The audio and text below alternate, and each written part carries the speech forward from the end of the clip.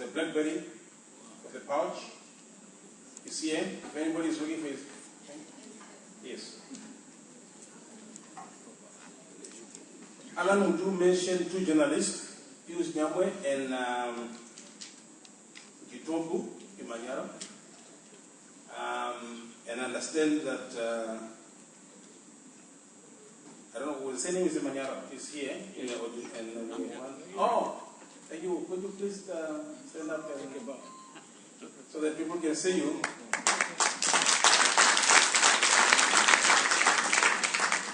But I understand that you were not freed. It's right that... No. Okay, so you... And now you are a member of parliament, or you... I am. You are a member of parliament. No. So it's honorable after prison to honorable. Congratulations. Thank you very much. Our next speaker is Colleen,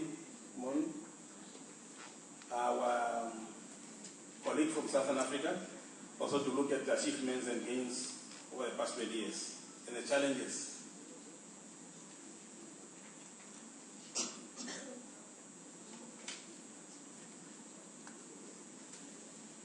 Thank you. 10 years ago, when we celebrated the 10th anniversary of the Windhoek Declaration, a small group of gender activists threw the cat among the pigeons when, at a time, we were celebrating the end of blatant forms of censorship in our media. We suggested that, in fact, a silent form of censorship continued every day in our newsrooms, in the form of voices of people, of groups that are systematically not heard or marginalized. And in particular, the most cross-cutting of those groups, 52% of our population are women.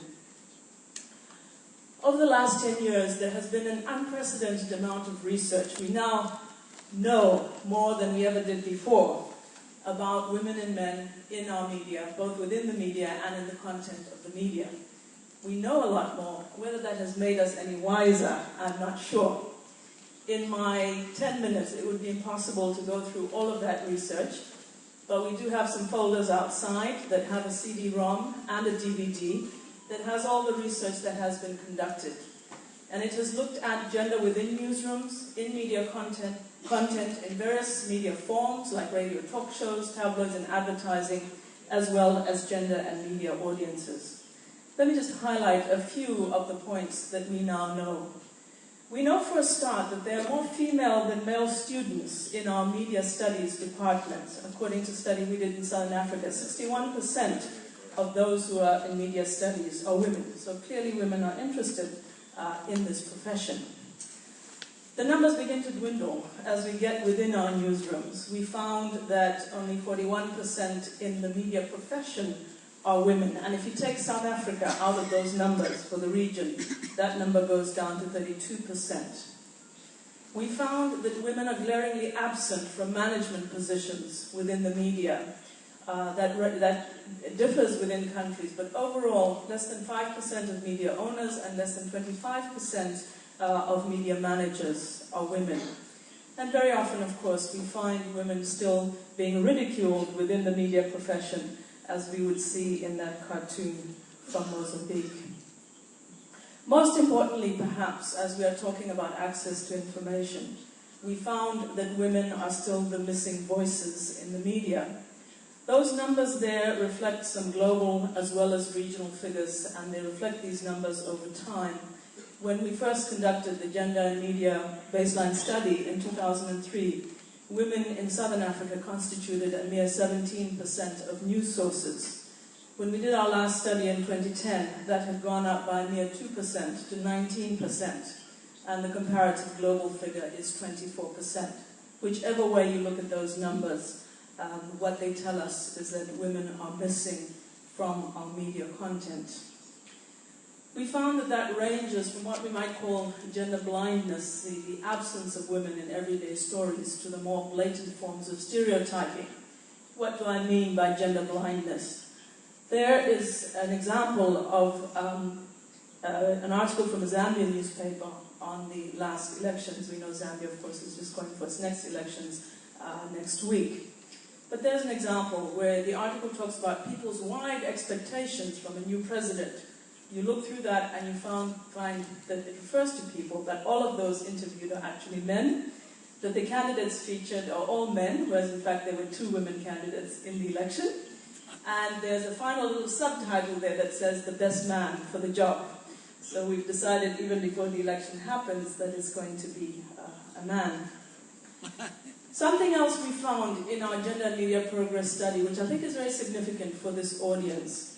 We looked not just at gender representation within the media, but we looked at important issues like what proportion of our news stories are single-source stories.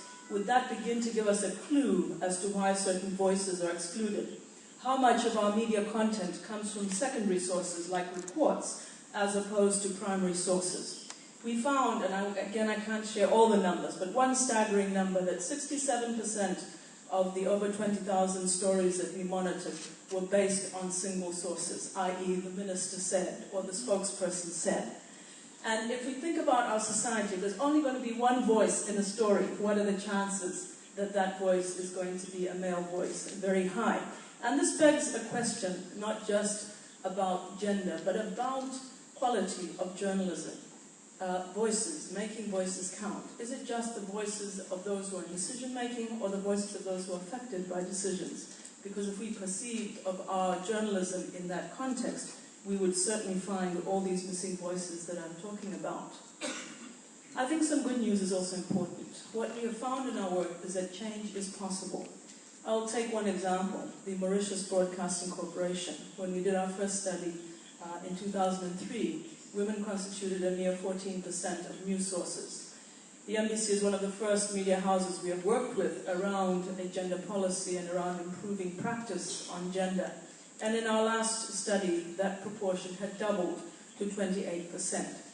Most significantly, what the NBC tells us is that being responsive around gender has not just improved the gender content of their coverage, but it has made them much more responsive as a public broadcaster.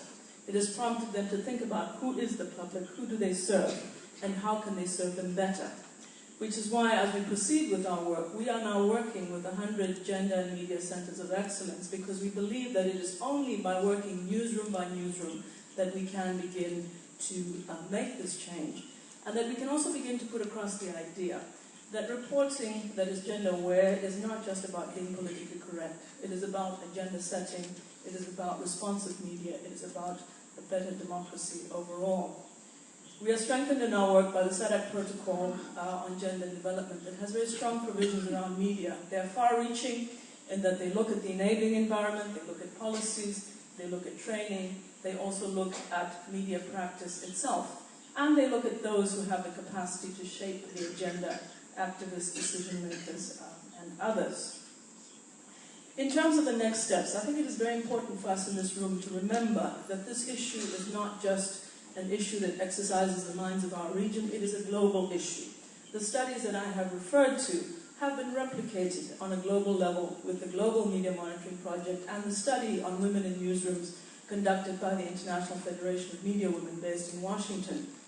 The International Federation of Journalists has taken up that issue and together with UNESCO is in the process of drafting gender indicators for the media that are being looked at a global level. Inasmuch as the Windhoek Declaration was pioneering in our region and in the world, I believe that we are very well positioned in this region to be at the forefront of issues around gender and diversity.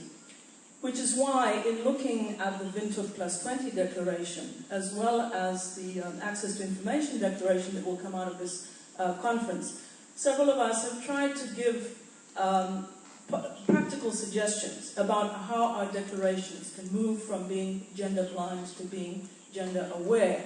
So, for example, when we talk about freedom, when we talk about media that is pluralistic, when we talk about people, when we talk about marginalized and stigmatized groups, gender is implicit in all of those terms. But we are saying that we need to be explicit. Otherwise, like that article from the Zambian newspaper, we will talk about people when we actually mean men. And we need to be very clear that women and men are differently located in society and that they are impacted differently by information and have different levels of access. One of the things we are also saying within the Windhoek Declaration, within the Access to Information Declaration, is that information needs to be provided in gender disaggregated ways. And let me just end with an example of why that is important. If you look at our conference programs for this conference, you will find, going through the speakers, that only 15% of the speakers for Highway Africa are women, and only 26% of the speakers for this conference are women. What is not counted, it doesn't count, and it is very important that we have this information in order to take corrective strategies. Thank you. Thank you.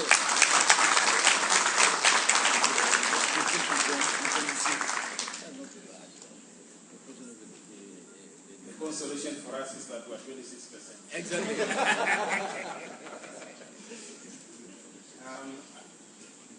Very good presenters, and I think because of the nature of the presentation, I will allow for 5 minutes questions after they presented. I think it's very important for people to engage them for a few minutes. May I call Amadou from World Association of Newspapers, just to look at the gains in terms of some of the laws and that has come up or that need to be repealed.